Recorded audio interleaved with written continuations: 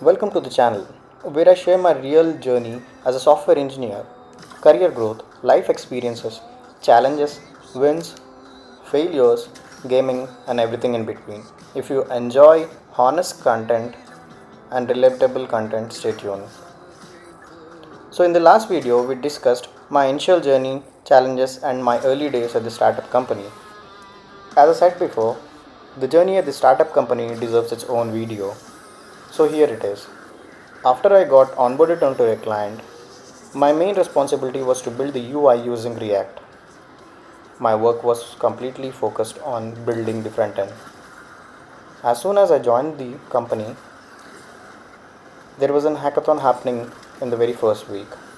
I was part of a team with three other co-workers.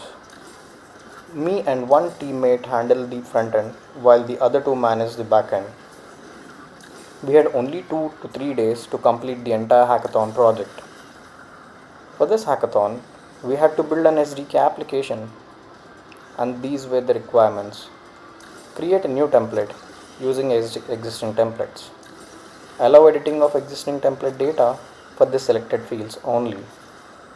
Whenever I send template, imagine a Microsoft Excel file or a Google Docs document. There were three main SDK UI pages.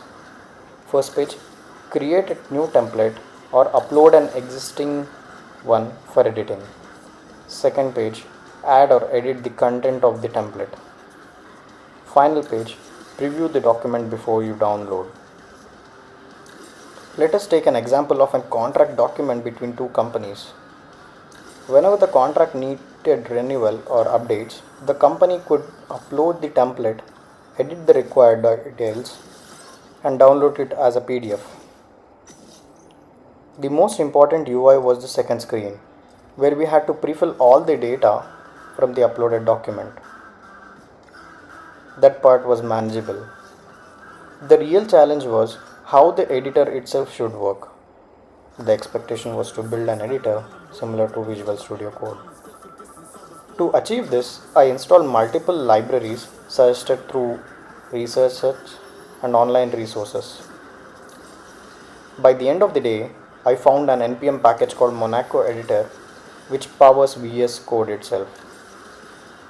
Now I was able to build an editor similar to Visual Studio Code, but there was one major problem. I was unable to disable editing for all the fields except the specific fields that user were allowed to modify. Since we could not fully resolve the issue in time, we marked it as a future fix. But by then, time had already run out. We had to submit the project and leave that issue as a known bug. On the demo and review day, we received appreciation for the idea and the effort. But we did not win because some other projects stood out more. Even though we did not win, the very first week itself was exciting, challenging, and full of learning.